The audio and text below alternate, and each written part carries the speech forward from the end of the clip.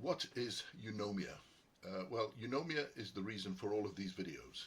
If you paid attention, they're all numbered. It goes from 1 to whatever it is now, and it follows a story. It follows the story of the first hydrogen atom and how it's complexed to become humanity, the new organism, or DNA. When I say a single hydrogen atom, is because if you look at the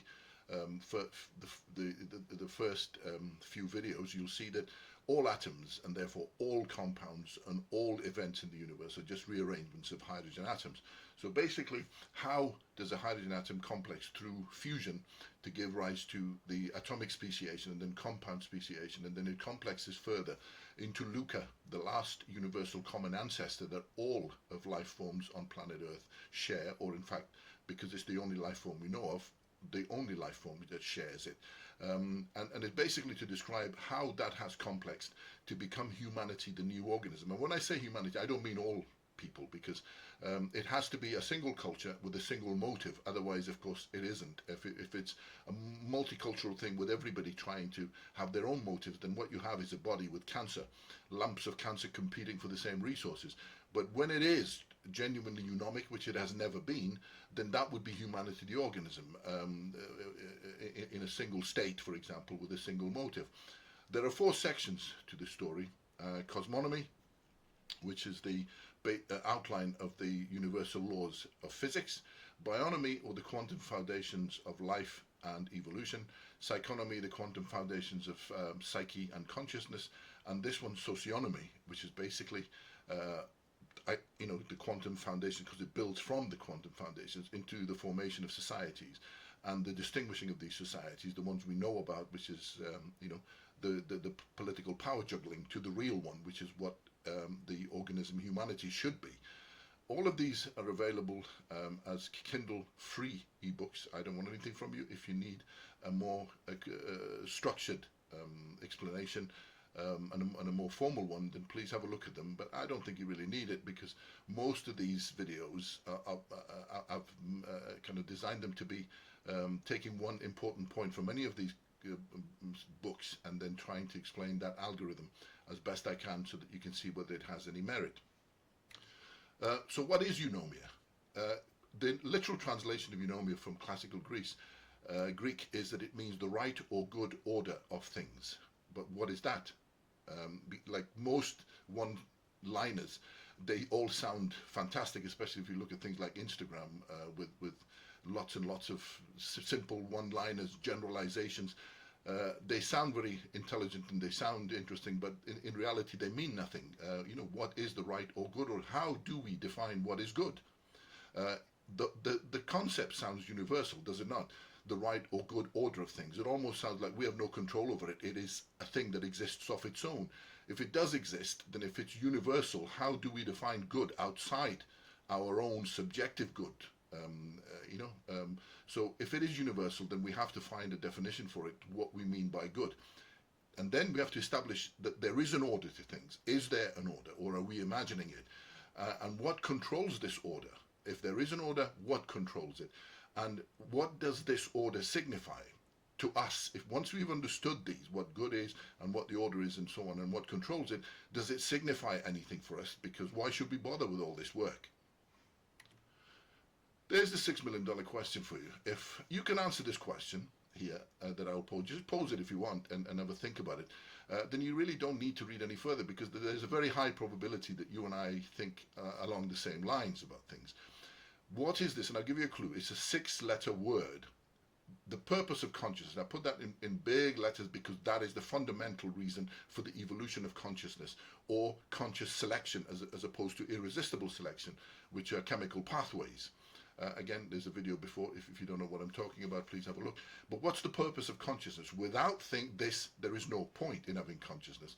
Why do we educate ourselves? It is for this thing. Our survival depends on this thing. Power means nothing without this thing. Happiness means nothing without it. Pleasure means nothing. Justice means nothing. Morality itself means nothing. It is the center of the existence of a conscious living being. Without it, nothing means anything. And much more. You could probably think of a lot more that I've left out, but I think you see my point. So what is this thing? I believe that thing is choice, because the whole point of consciousness is that we should make choices with our eyes open, if you like, because irresistible selections are very dangerous. We would need to have a great deal of probability, and that's why DNA only succeeds, because it keeps making copies of itself and hopes that one of us finds their way out of the abyss. We educate ourselves, if we do it right, by the way, which if you've seen any of the videos, I think our education system is a catastrophe. It'd be better if we didn't have it. But suppose we did have a good education system, what would be the point of that education system? It would be for us to make better choices, would it not? Our survival depends on the choices we make. Every minute of every day, right now, you're making choices that your survival depends on it. Power means nothing without this word. What is power? How do you define power? I would define power as the maximization of choice for yourself and the minimization of choice for everybody else. Happiness, pleasure and happiness depend on choice. Imagine, and I'll give you an extreme example, sex. We all love sex, but sex wouldn't be pleasurable, or we wouldn't be happy about it, if you couldn't choose who you have sex with and when you have it, or how often. If you had somebody held a gun to your head, even if it was the most beautiful woman in the world, you would hate it. Justice means nothing, because if you cannot choose, and somebody holds a gun to your head and you're compelled to do a thing, then you cannot be held responsible for it on the whole. Morality itself defines choices, the right choices, the choices that are least dangerous to ourselves and to everybody else, and much more. So choice, in my opinion, is the center and the core of a conscious being. So, excuse me, if we begin at the beginning, philosophy, in my opinion, the real one, and I've put a video before this, because there's a lot of confusion, especially in the establishment, as to what philosophy is, and they include a lot of crap which isn't philosophy at all. The real philosophy, which begins with Socrates and Hellenic Greek, which is the rational contemplation of real natural algorithms, or logical paths, if you like. The real one begins with eunomia. This is the word that defines, in my opinion, the basis of Western philosophy, the right order of things. So it probably started around 9th or 8th century BC in Greece somewhere. It may have been earlier, who knows, but there are no formal, or that I know of anyway.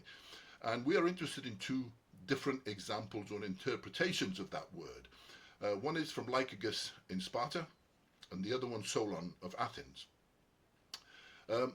There may have been other ones, but I think these two, when you actually see what I mean by the explanation of these two different ones, you'll see, what Eunomia actually is better.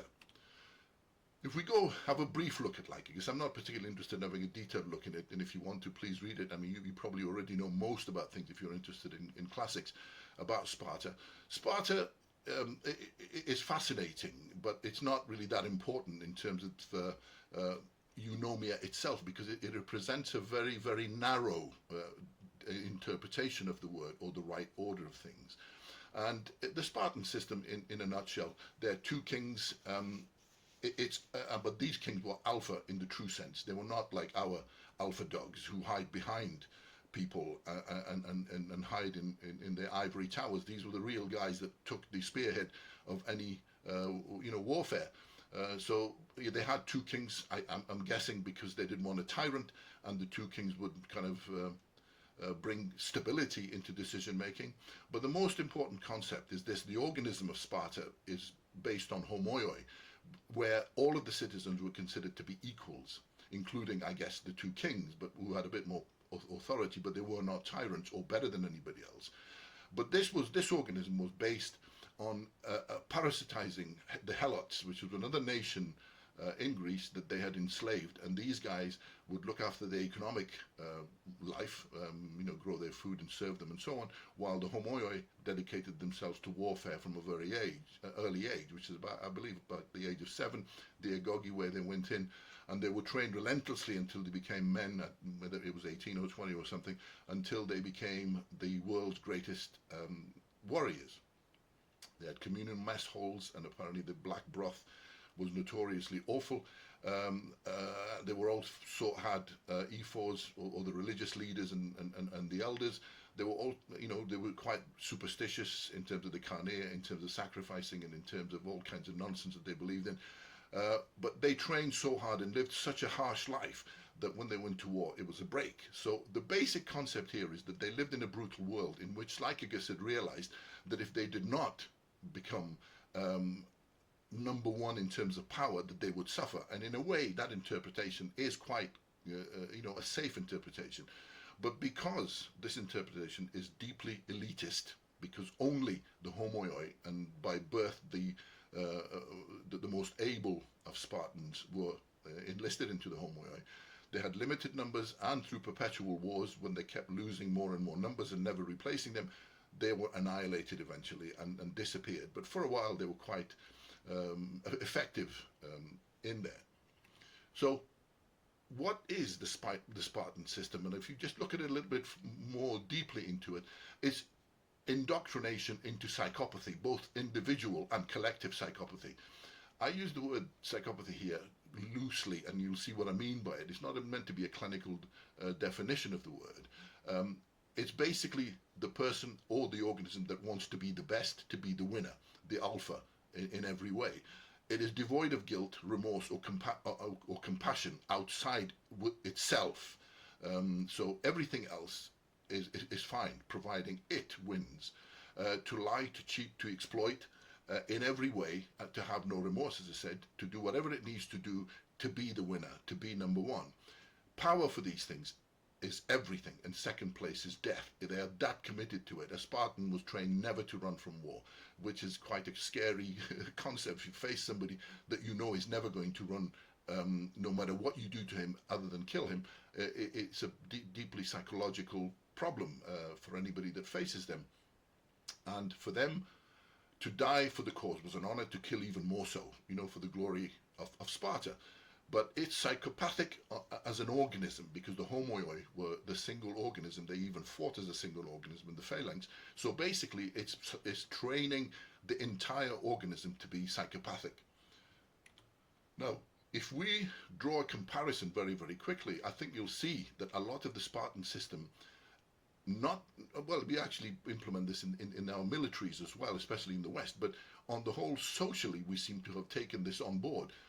We teach our children in the capitalist agoge, when we send them at the age of 7 or 6 or whatever that is, to be the best, to be the winners, to be devoid of guilt, remorse, or compassion. All of these things, we actually teach them.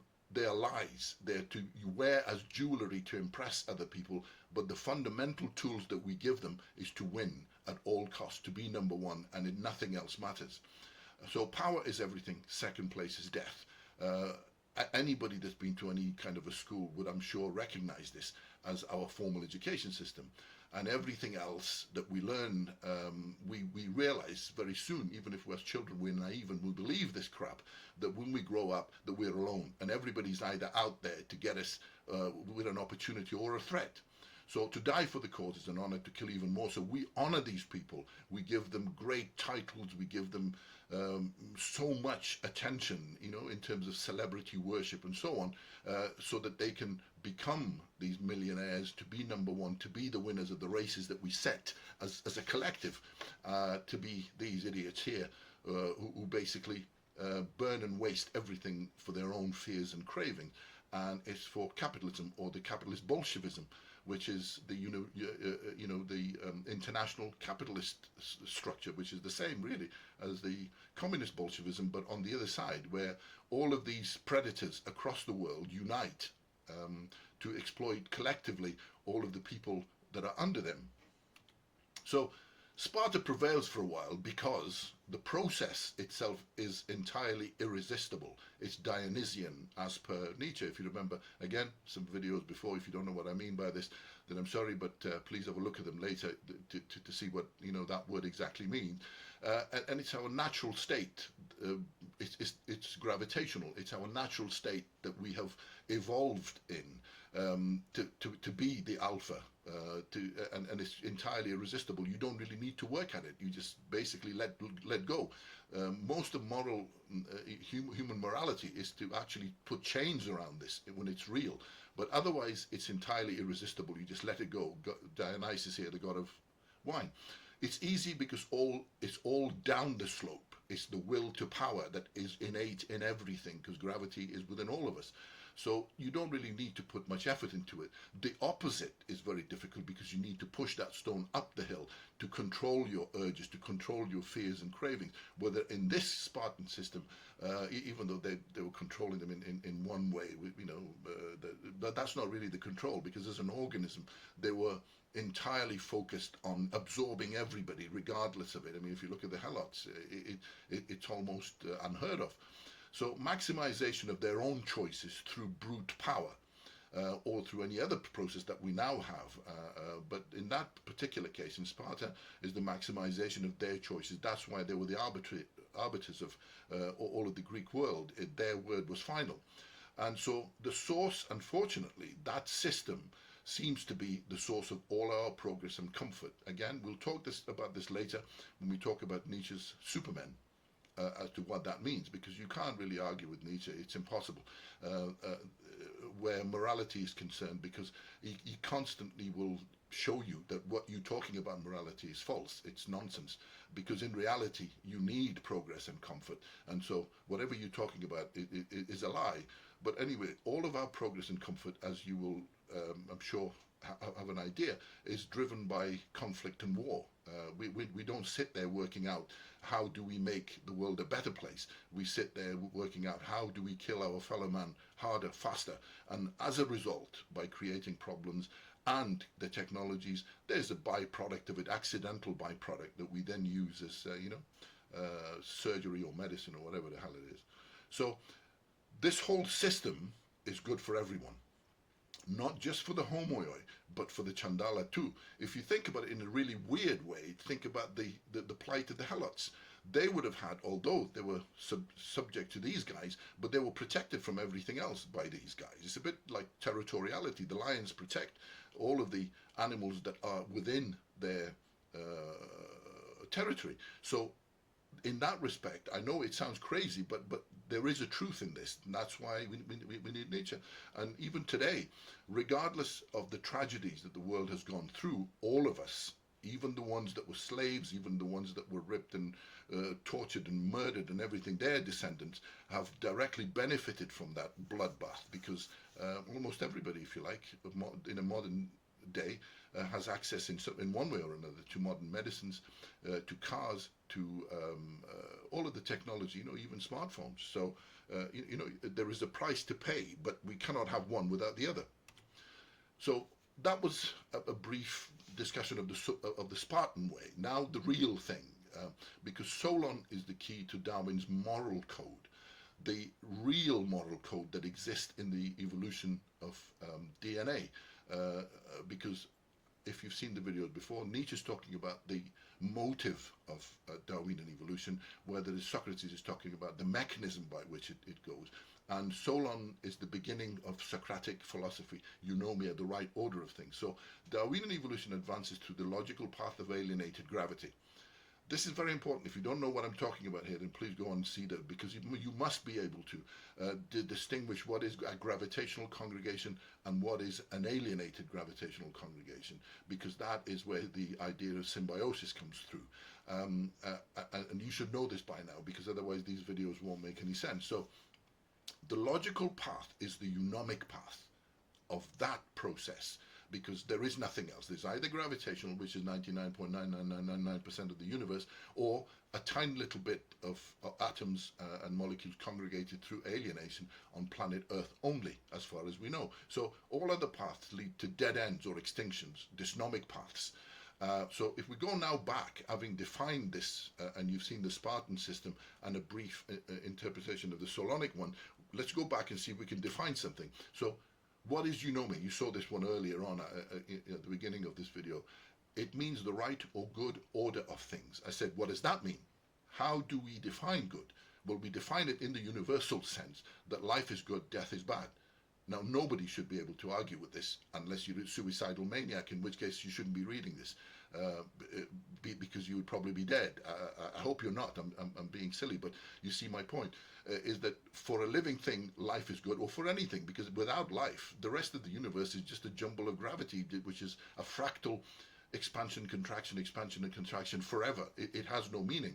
So is there an order to things? Well, yes, the algorithm of alienated gravity, because that is an extremely precise algorithm. So precise, in fact, that there is an unbroken chain from the first hydrogen atom to you or to me, without any breaks. That path is the actual path of alienated gravity. So that is the order in which we have come to be who we are. from the first atom to compounds, and then to the fish, to the worm, or whatever the hell it was, and then to the little rat, and then hominids, and then Homo sapien. So what controls this order? How does that order propagate? Well, obviously the laws of physics, because until we came along, and even now we're actually subject to irresistible selection. We don't use our conscious selection properly. So everything up to us is controlled by the laws of physics. And if this order is, which I think we've established that there is, what does this order signify? What's the point of this thing? What it signifies is this is incredibly important, is that is where predictability comes along. If there is an order and that order can repeat, providing you follow that sequence, then the universe becomes a predictable place. That is what we define as reality. I'll come to this later, but in a separate video about what is reality. But the core of reality is entirely dependent on predictability. For example, if you bite an apple and it screams, it's no longer real. You expect it to be like an apple, and that's why you predict it to be a thing. And if it is that thing, then your reality is being established. Why do we need to bother? And here's the $6 million coin. Why do we need to bother with all this? Is because, believe it or not, we are slaves. We are not free. You live somewhere where someone else has already made the rules, the laws of physics. You cannot change these laws. You can change the sequence of events, but you cannot change the sequence that is the right sequence. That's the important point. Please understand this, because this is incredibly important, because a lot of idiots think that we can do whatever we like. That is not possible. You are a slave. You are living in someone else's house with their rules. You can change the sequence if you want, but not what the right sequence has to be. So we will be punished severely from transgression, and that should be enough of a good reason for anybody to want to understand this, because otherwise we live in pain and suffering. So if we go back, we've seen this before in another video, what is the meaning of life anyway? Well, the meaning of life is simple, if you look at it, is to persist. Nobody wants to die. In fact, we do everything we can every single day to want to live. So ultimately, it seems like the meaning of life is to be immortal. Even though you might think, I don't want to be immortal, but that's because you're afraid of getting old and you're afraid of pain and suffering. But it's not, you're not quite ready to die just yet, are you? So it's every day is the same until you get to be an old person, 90, 100 years old, with rheumatoid claws still hanging on to the cliff of, the abyss of death, and nobody wants to go, regardless of how painful it is. So anyway, the way life persists is entirely Dionysian, and we've seen this little clip in another video, is that we do not propagate life because we want to survive. It's not a conscious decision. We propagate life, we survive because we try to maximize pleasure and minimize pain. That is how we do it. It's entirely Dionysian. Even Nietzsche had a problem with this, because he actually, the reason he rejected Darwin's theory in some way was because he believed it to be just survival. Things begging, pleading just to survive. And for him, you should be able to die for your feelings, the maximization of fears and cravings. So, but in reality, life does not propagate that way. It propagates this way. Life is entirely Dionysian.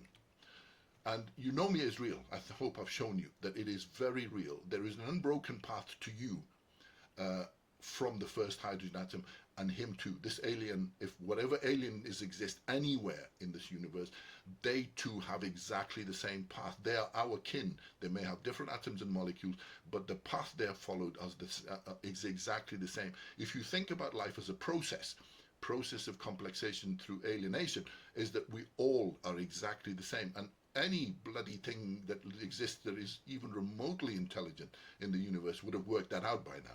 It's the first step, in my view, of intelligence, of true intelligence, to work out that we are part of this alienation as a process. So we either walk the eunomic path or the dysnomic one. We live or we die. Perfect gravity here. This is what life is. A scaffold of energy, house of cards held together. This is what happens to it when you kill it. When you shoot somebody in the head, even though all of their cells and all the organs are perfectly fine, you have set forward a collapse. A collapse that cannot be reversed, and so it just goes back all to perfect gravity at the end. Anyway, I hope that was enough to establish for you what Eunomia is. if you want a systematic explanation, like I said, please get this book.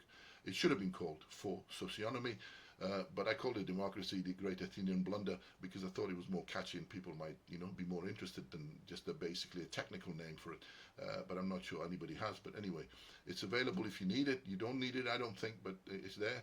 And my main concern is this. I have a big problem with our education system. I think it's incredibly toxic and malignant. It does nothing for our humanity. It doesn't do anything other than make us monkeys on racing bikes. We're only interested in acceleration and technology, and nothing else matters. And that's a very dangerous thing to be. Anyway, thanks.